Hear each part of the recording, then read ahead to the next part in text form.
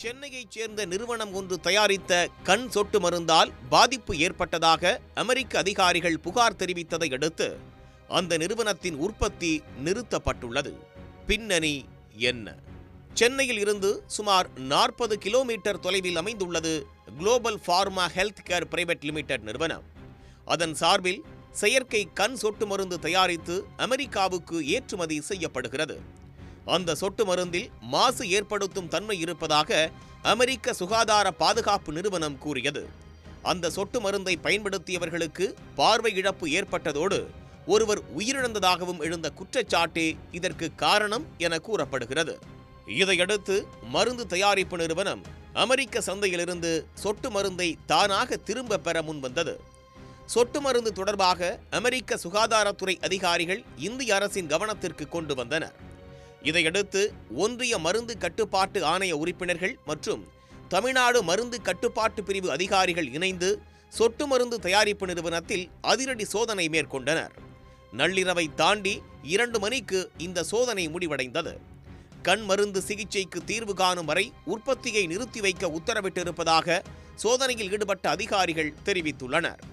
சோதனையின் போது அமெரிக்காவுக்கு அனுப்பப்பட்ட சொட்டு மருந்து மாதிரி, அதற்கான மூலப்பொருள் ஆகியவற்றை சேகரித்திருப்பதாகவும் அமெரிக்காவிலிருந்து திறக்கப்படாத மாதிரிகளுக்காக காத்திருப்பதாகவும் அவர்கள் தெரிவித்தனர்.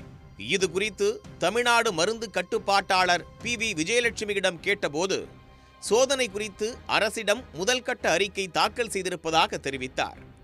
ஆலைக்கு தயாரிப்பு மற்றும் ஏற்றுமதிக்கான செல்லுபடியாகும் உரிமம் உள்ளதை உறுதி செய்த டாக்டர் விஜயலட்சுமி, திறக்கப்படாத மாதிரிகள் குறித்து அமெரிக்காவிடமிருந்து விசாரணை அறிக்கைகள் கிடைத்த பிறகு தங்கள் விசாரணை தொடரும் என்று கூறினார்.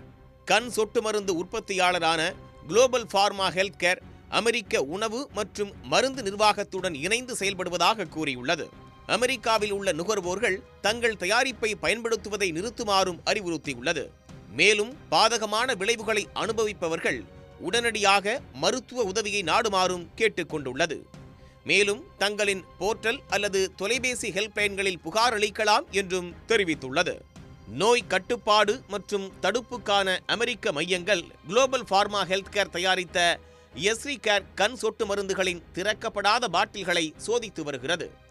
இதுவரை கண்களில் நேரடியாக நோய் தொற்று ஏற்பட்ட 11 பேரில் 5 பேர் பார்வை இழந்துள்ளதாகவும் நோய் கட்டுப்பாடு மற்றும் தடுப்புக்கான அமெரிக்க மையம் தெரிவித்துள்ளது. முன்னதாக குளோபல் ஃபார்மா ஹெல்த் கேர் ஒரு அறிக்கையை வெளியிட்டது. அதில் எஸ்ரிகேர் LLC மற்றும் டெல்சாம் ஃபார்மா ஆகியவற்றால் விநியோகிக்கப்படும் செயற்கை கண்ணீர் லூப்ரிகன்ட் கண் சொட்டு மருந்துகள் காலாவதியாகும் வரை அனைத்து பொருட்களையும் தானாக முன்வந்து திரும்பப் பெறுவதாக தெரிவித்துள்ளது.